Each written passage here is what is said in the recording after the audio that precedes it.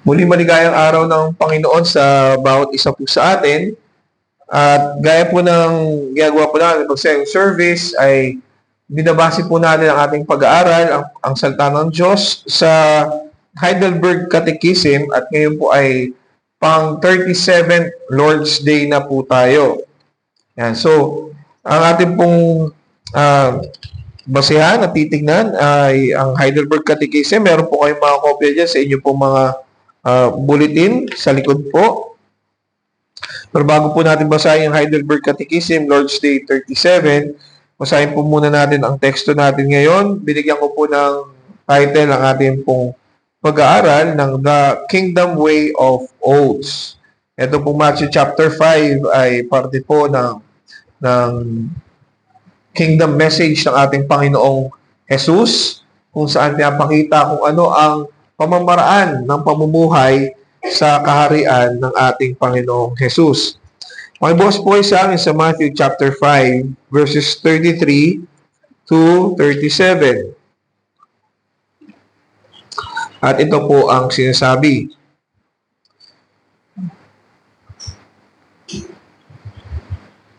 Narinig din ninyo na sinabi sa mga tao noong unang panahon, huwag mong sisirain ang iyong panata, kundi tutuparin mo ang iyong mga ipinanata sa Panginoon.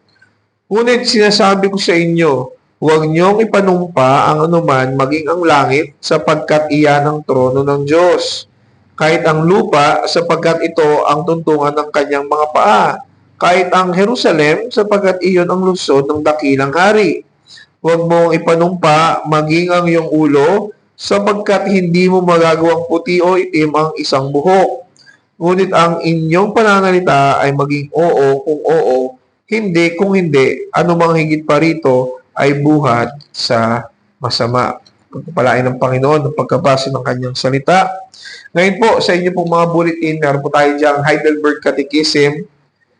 At babasahin po natin. Babasahin ko po yung tanong, tapos kayo po ang sasagot. Dalawa lamang po yung tanong at simulan po natin. Sa tanong 101, ngunit maaari ba tayong manumpa sa pangalan ng Diyos kung gawin natin ito ng may paggalang? Sagot? Oo, kung hinihiling ng pamalaan o kung ayon sa pangangailangan nito upang maging maayos at maisulong ang katotohanan at mapagkatiwalaan para sa kaluwalhatian ng Diyos at sa kapakanan ng ating kapwa. Tanong 102, maaari ba tayong manumpa sa mga santo o sa iba pang nilalang? Sagot, hindi. Ang kahulugan ng lehitimong panunumpa ay pagtawag sa Diyos na siyang nakakasiyasat ng aking puso na maging saksi sa aking katapatan at aking kaparusahan kung taglay ang kasinungalingan. Walang nilalang na karapat-dapat sa ganitong karangalan. Samahan niyo po muna ako sa pananalangin. Aming dakilang Diyos, kami po ay nagpapakumbaba sa inyong harapan. Kinikilala na kami po ay may limitasyon sa aming pong mga pangunawa at tanging ang Banal na Espiritu ang kayang maghayag po sa amin ng katotohanan na mula din po sa inyo. Kaya Panginoon, nagpapakumbaba po kami sa aming pong mga puso. Kung meron po kami mga kasalanan, ay patawarin niyo po kami. Linisin niyo po kami, Panginoon. At dalangin po namin na sa aming pong pag-aaral ay lalo po namin maitaas lamang po ang inyong pong pangalan, makita ang inyong pong kagandahan. At sa aming pong pagtuklas ng katotohanan ng inyong salita, ay mas lalo po namin makita kung ano po ang dapat namin gawin bilang inyong pong mga anak, bilang inyong pong mga lingkod. Salamat, Panginoon. Ito pong ang dalangin sa pangalan ni Jesus. Amen. So sa ating pong Lord's Day 37, of course, ay continuation to doon sa Lord's Day 36 na kung saan ay pinapaliwanag sa atin yung kahalagahan ng pag-iingat sa pangalan ng ating Panginoon. Kung maalala nyo doon sa Ten Commandments ay sinabi ng ating Panginoong Diyos na hindi natin pwedeng gamitin ang pangalan ng Diyos sa walang kabuluhan. So ano ba yung kaakibat na katotohanan tungkol sa ganitong utos ng ating Panginoon? Yan. At ang Lord's Day 37 ay pagpapatuloy ng pagpapahayag kung ano nga ba dapat nating pagtugon dito sa utos ng ating Panginoon. Recently, nabanggit ko naman na kanina, yung sa flood control projects na nangyayari, merong mga hearings na nagaganap at sa kabila ng mga pinapahayag ng mga pinatawag para doon sa hearing, at ang dami yung nireveal ng mga evidence. Pero nakikita pa rin na meron daw mga fabrications pa rin. May mga kasinungalingan pa rin doon sa mga present nilang mga evidence, sa mga present nilang mga proof na hindi sila nag-iisa o kaya kinontrol lamang sila o kaya wala daw silang magawa. So, kung titingnan natin, nandun sila sa isang hearing, meron mga present na evidence, lahat na yun ay sinasabi nila sa kabila ng sila ay under oath. Sila ay nakasumpa doon sa isang panata na dapat na hindi sila magsisinungaling. At alam natin yung itsura noon na ginagawa nila. Nakapatong yung kamay doon sa Biblia at sumusumpa sila na lahat ng sasabihin nila ay pawang katotohanan lamang. Pero sa nakikita natin, nahihirapan pa rin tayo magtiwala doon sa kanilang mga sinasabi sa kabila ng sumumpa sila, nanata na sila doon sa Biblia, sa salita ng Panginoon. At sa totoo lang, very unfortunate kasi ibig sabihin nito, hindi nila nauunawaan yung consequence ng kanilang mga ginagawa. Sumumpa sila sa Biblia, sa salita ng Diyos, pero contradicting ang kanilang mga binabanggit. Hindi nila alam yung consequence ng ganitong gesture na kanilang ginawa. Meron doon mga sasabi na yung binasa nating passage, yung Matthew chapter 5, verses 33 to 37, ay ang pwede mong gawing implication doon sa passage ay huwag ka na lang sumumpa, huwag ka na lang manata. Yun na lang gagawin na lang nila. Kaso lang, sa ganitong klaseng pag-iisip, ibig sabihin nun, mali ang kanilang pangunawa sa salita ng Panginoon. Yung ba talaga yung ini-encourage ng passage? Na kaysa sa hindi mo sundin yung sinabi mo, huwag ka na lang sumumpa. Ganun ba talaga ang ibig sabihin ng pagbibigay ng panata sa ating Panginoong Diyos? Doon sa passage na binasa natin, Matthew chapter 5 verses 33 to 37, makikita natin na wala namang sinabi doon ng Panginoong Hesus na merong masamang elemento doon sa panata. Wala siya sinabi doon. Ang pinapaliwanag pa nga ng ating Panginoong Hesus, at ito yung nire-reveal talaga sa atin ng panata, ay kaya merong mga panata, kaya merong mga panunumpa. Pag sinabi natin yung oath, yung panata, yung pagsumpa niyan, hindi lamang in the presence of many, kundi sumusumpa ka doon sa someone higher than you.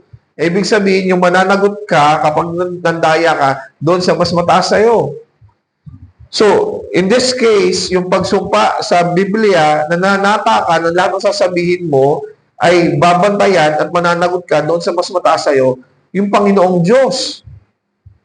So, yung panata ay nag-i-exist, kaya ito yung binabanggit ng ating Panginoong Hesus, dahil pa rin sa kasalanan.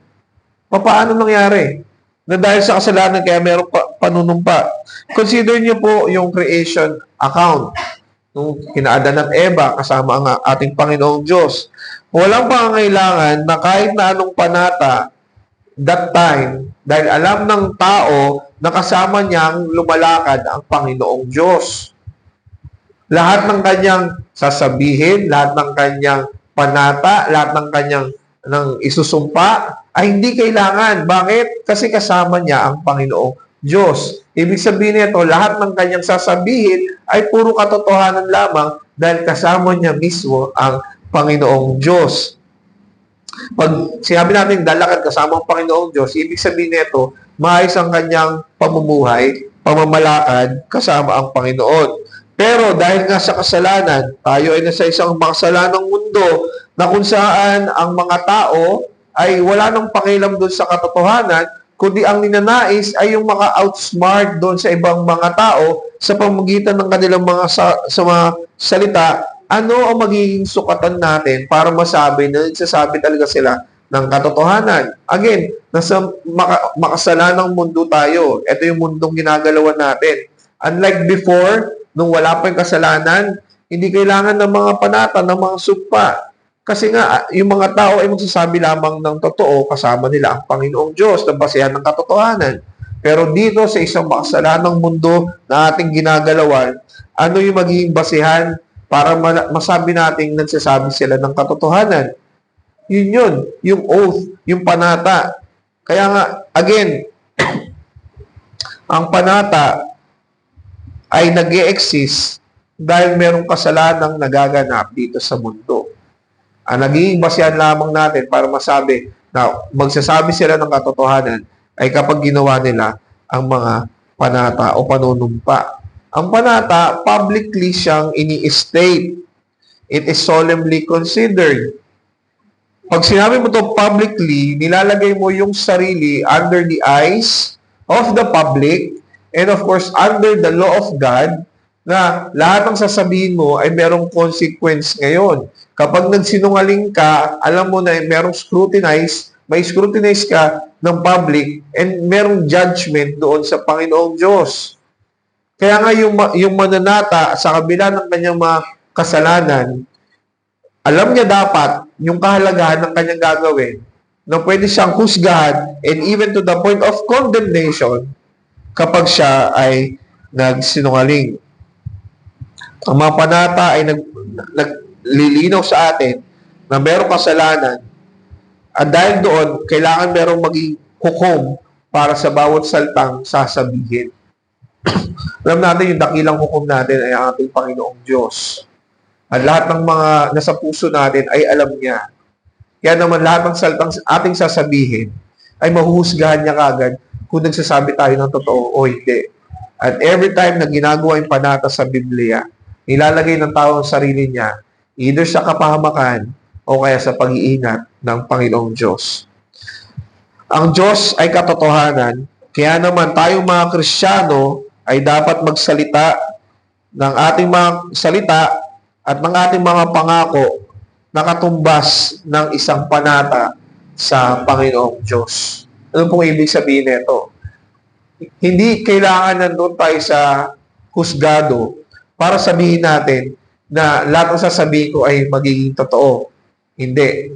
Hindi rin kailangan na sumumpa ka sa Biblia para sabihin na magsasalita ka ng pawang katotohanan lamang. Kung hindi, tayong mga Kristiyano, ang kinikilala natin katotohanan ay ang Panginoong Diyos. Kaya naman, tayo ay dapat mamuhay sa kaparaanan na para bang ang bawat salitang ating sasabihin ay panata sa harapan ng Panginoong Diyos. Hindi natin binabaliwala yung mga salitang sinasabi natin. Hindi tayo dapat nagsisinungaling. Nakikita natin na bawat salitang sasabihin natin ay refleksyon ng ating relasyon sa ating Panginoong Diyos. Bilang tayo mga binago ng Panginoong Diyos, ang expectation sa atin ay laging i-consider na ang Diyos ay kasama natin. At yun ay nakikita ang katotohanan doon sa ating pag-commit sa ating mga pananalita. Ang unang bagay na dapat nating maunawaan, godly manner of oaths glorify God. Godly manner of oaths glorify God. Yun yung unang tanong natin. Maaari ba tayong manumpa sa pangalan ng Diyos kung gawin natin ito ng may pag-aalang? Ang sagot po ay opo. Pwede po natin gawin. Kung hinihiling yan ng pamahalaan o kung ayon sa pangangailangan nito, upang maging maayos, tingnan niyo po yung pinaka-goal, upang maging maayos at maisulong ang katotohanan at mapagkatiwalaan para sa kaluwalhatian ng Diyos sa kapanganakan ng ating kapwa. Ano po ba ibig sabihin ng sa pangalan ng Diyos? The name of God. Ano po yung ibig sabihin nito? Diba, yun yung tanong sa katikisim natin. Maaari ba tayong manumpa sa pangalan ng Diyos? Ano ba yung nilalaman ng kaisipan na patungkol sa pangalan ng Diyos? Ang malinaw po na sagot dyan ay yung sa pangalan ng Diyos, nakadugtong lagi yon doon sa character ng ating Panginoong Diyos.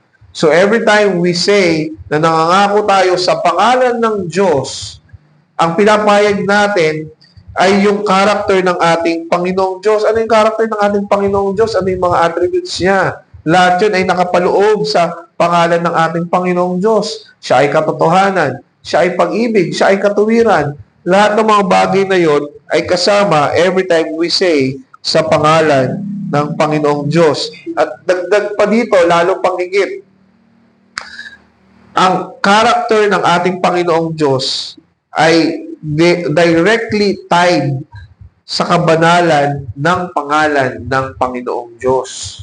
Kaya naman, pag manunumpa tayo, inahasahan sa atin na tinitingnan natin na banal ang ating Panginoong Diyos at ang kahit na anong kasalanan ay walang lugar sa kanyang pangalan.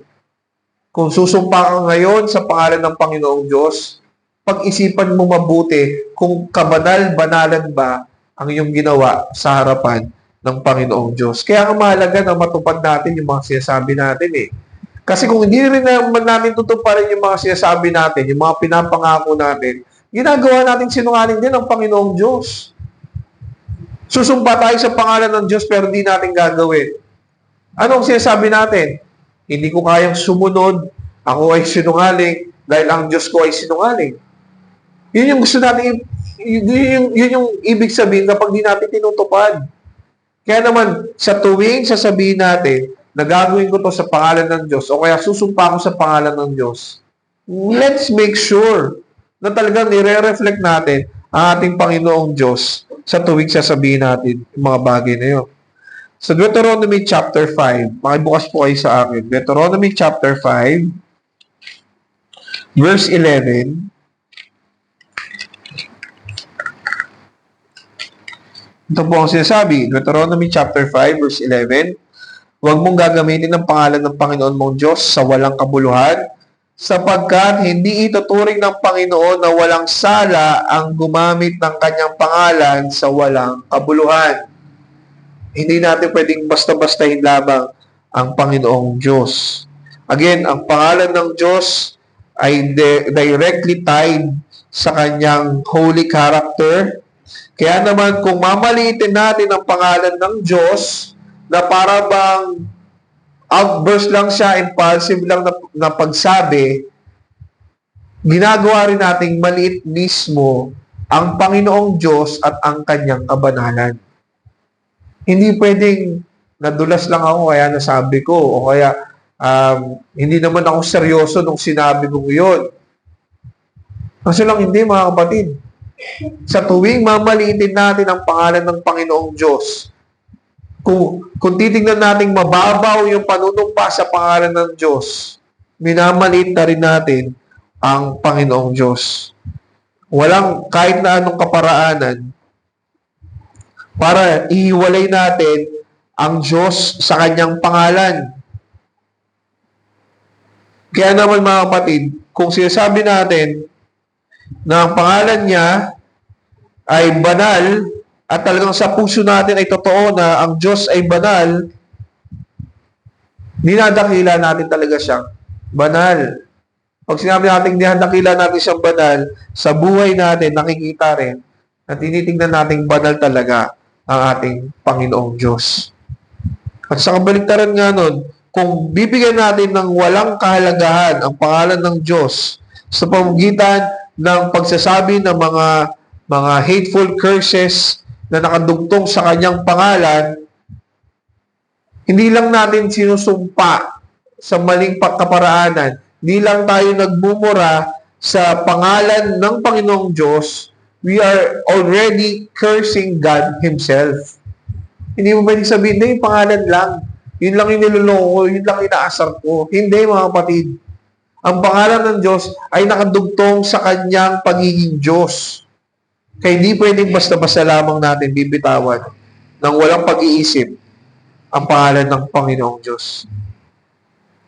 Ginagawa natin itong pag-iingat para bigyan natin ng solemnity yung mga korte O di ba kapag sa hearing ginagawa yun, binibigyan natin ng solemnity para kapag ginawa ang paglilitis, makita talaga ng mga tao na mahalaga doon sa korteng yon yung hustisya na meron nakapaloob sa pangalan ng ating Panginoong Diyos. At makita na sobrang halaga nun to the point na ang pangalan pa ng Diyos ang kailangan mong gamitin para sabihin na magsasabi ka talaga ng katotohanan. Kasi kung sino lang yan, magsusumpa ako sa pangalan ni Senator ganito, o kaya susumpa ako sa pangalan ng aking ina, okay, sige, kung dadayain mo yung sarili mo o ang iba, dun sa sasabihin mo, sila lang yung maapektuhan. Kasi ginamit mo yung pangalan nila eh. Pero sa korte, ang ginagamit yung pangalan ng ating Panginoong Diyos. Bakit? Kasi universal power yan. Ang Diyos yung makapangyarihan. Kaya kung sasabihin mo na mandadaya ka, ang sinisira mong pangalan mismo ay ang Panginoong Diyos. Kaya nilalagay sa korte na susumpa tayo sa pangalan ng Panginoong Diyos ay para dalhin yung very court doon sa justice na meron sa Panginoon lamang makikita. Sa Heidelberg Catechism, dito sa ating ginagamit, nakikita ng magandang bagay ang paggamit ng ganitong kaparaanan para ipakita talaga o i-promote talaga ang katotohanan at pagtitiwala doon sa lipunan. At ako po ay nag-agree sa ganitong katotohanan na kailangan pa rin lagi ang salita ng Diyos. Kung mapapansin ninyo sa kahit na anong mga hukuman, bukod siguro sa mga Muslim na meron Sharia law, tayo sa lahat ng mga hukuman, meron pa rin Biblia na kung saan sumusumpa ang lahat ng tao. Again, meron pag-iisip ang lahat na napakahalaga ng pangalan ng Panginoong Diyos. Kaya kailangan sumumpa dito. Alam ng Panginoong Diyos ang lahat ng bagay, nakikita niya ang lahat ng bagay, naririnig din niya ang lahat ng bagay ng ating mga sinasabi. At alam natin na tayo ay huhusgahan ng ating Panginoong Diyos sa lahat ng ating ginagawa at mga sinasabi, kahit na sumumpa man tayo o hindi. Ito ay para sa mga Kristiyano. Tayo ay mga nasa Panginoon, kaya bawat salitang ating sasabihin ay tinitingnan talaga ng ating Panginoon. Isumpa man natin yun o hindi, as long as we claim that we are Christians, that we bear the name of Christ, tinitingnan ng Diyos ang lahat ng ating sasabihin. Sa Romans chapter 2, verse 16,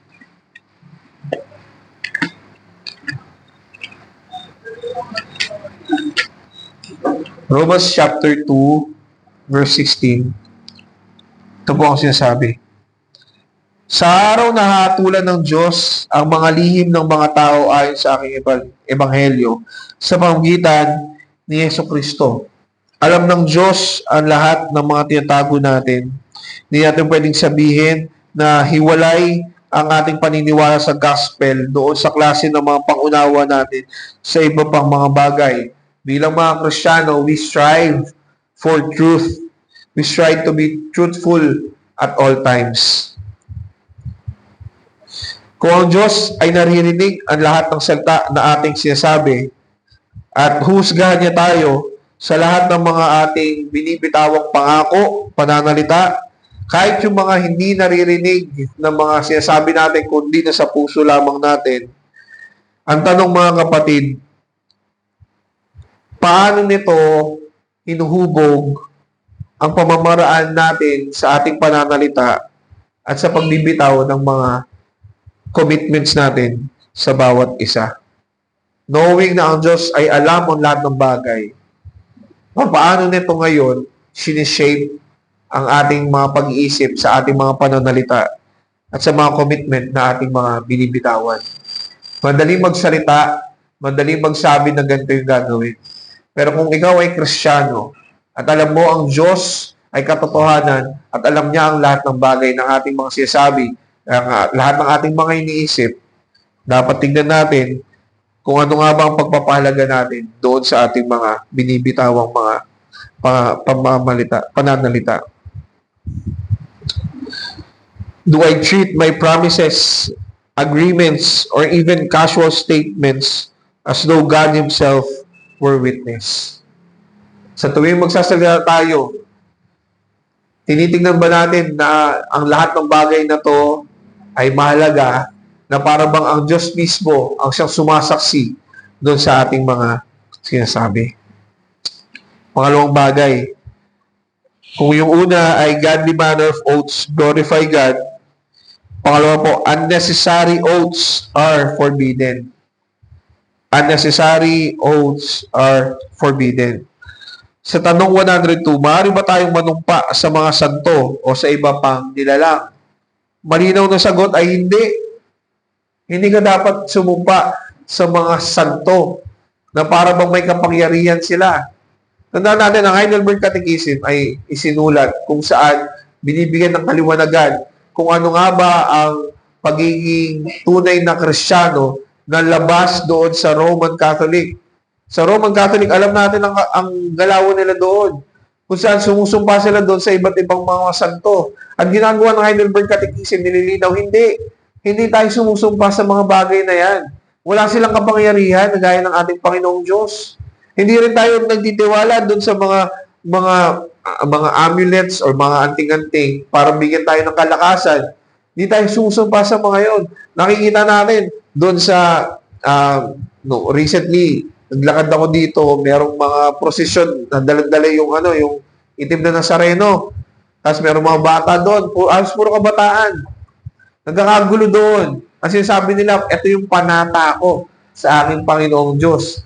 Kasi ang inaasahan nila ay meron silang makukuha o siguro meron silang nakuha na sa Panginoong Diyos, may kagalingan siguro, ganyan. Kaya naman sinusumpa nila ang kanilang buhay doon sa Nazarenong yon. At lalo makikita natin yan every Quiapo Day na yung itim na Nazareno ay iniikot, tapos ang lahat ay nagkakagulo para humimas. Samantalang any time of the day, any day of the week, pwede ba sila pumunta doon tapos gawin yung paghihimas doon sa itim na Nazareno. Pero sa kabila ng mga ganon, mga kapatid, malinaw sa ating lahat, hindi mo dapat ginagawa yon.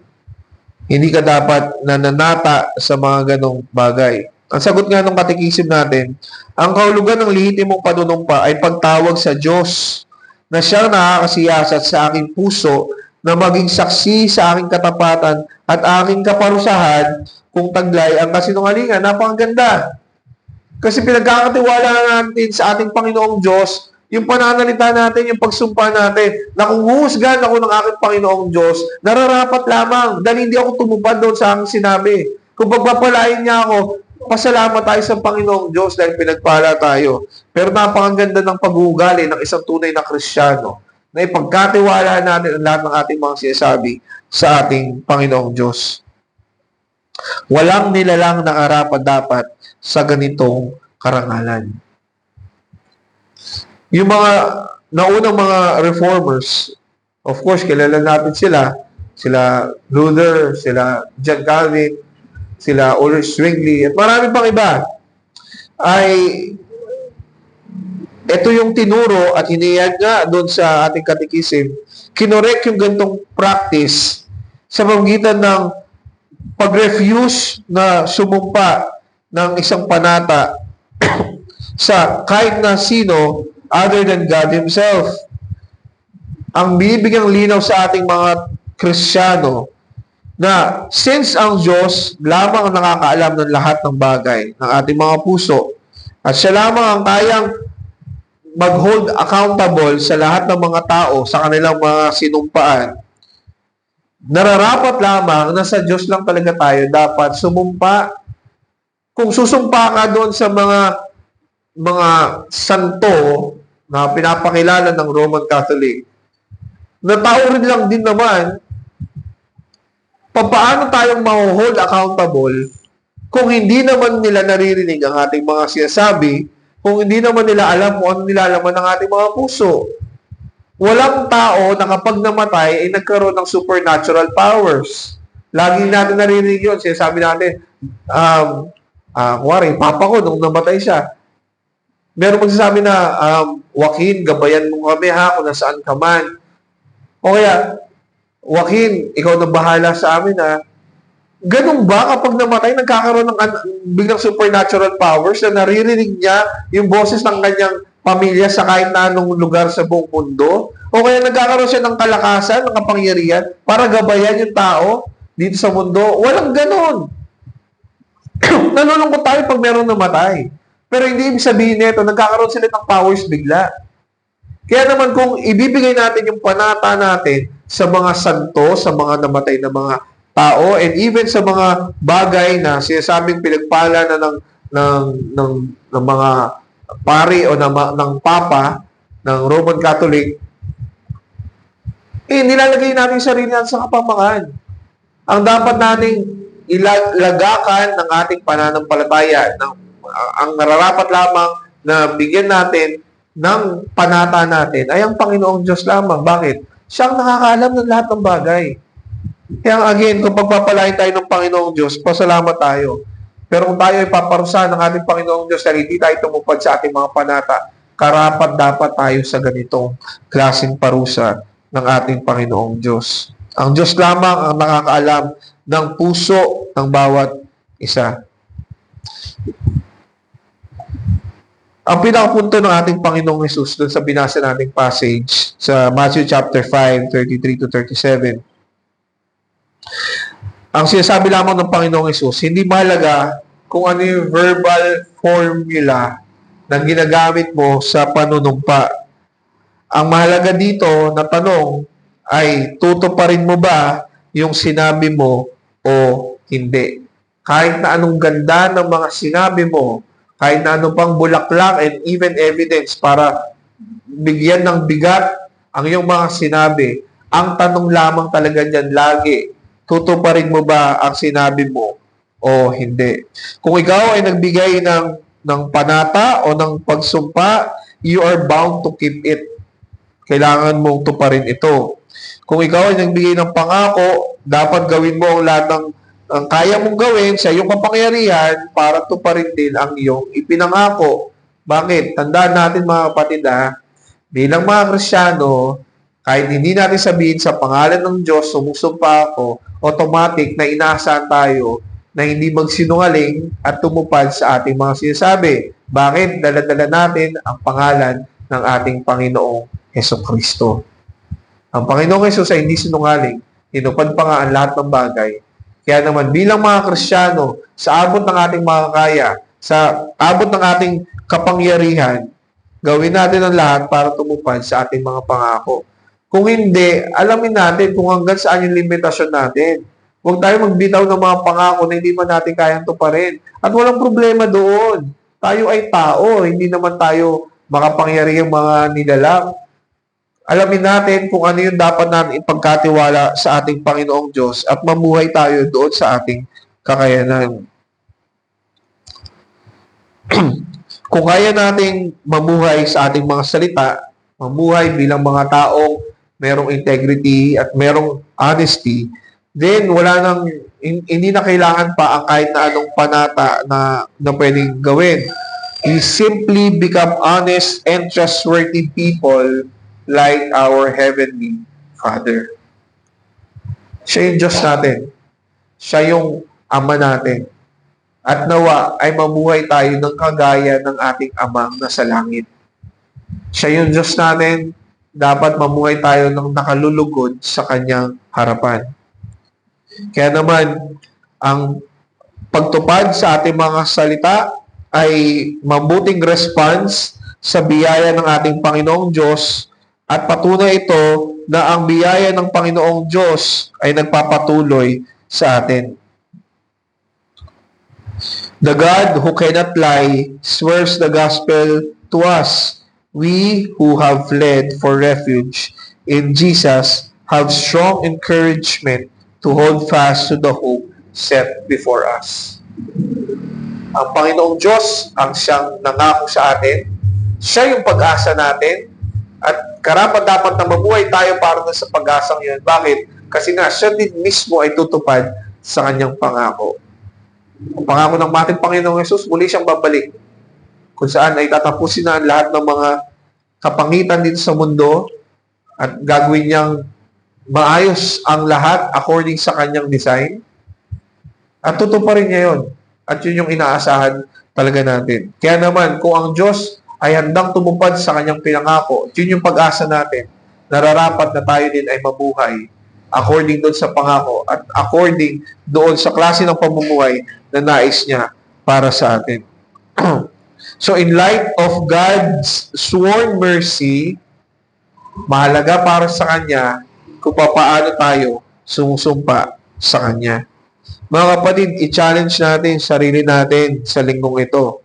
Magsalita tayo na para bang ang bawat salitang ating sasabihin ay para bang sinasabi natin mismo sa trono ng ating Panginoong Diyos. Challenge natin sarili natin na para bang ang Diyos mismo ang kausap natin at ayaw nating magsalita ng kasinungalingan sa Kanyang harapan. Nawa ang bawat salitang lalabas sa ating mga bibig at ating mga commitments ay maging totoo at katiwa-tiwala na hindi na natin kailangan pang sabihin na sumusumpa ako, na nagsasabi ako ng totoo. Sana hindi na natin kailangan gawin yon dahil ang bawat salitang ating sasabihin ay pawang katotohanan lamang. Kumbaga, tayo ay makikilala na lamang bilang mga tao na siyang nagpapakita ng katotohanan at ng katuwiran at kabutihan ng ating Panginoong Diyos dahil sa ating pananalita. Samahan niyo po ako sa pananalangin.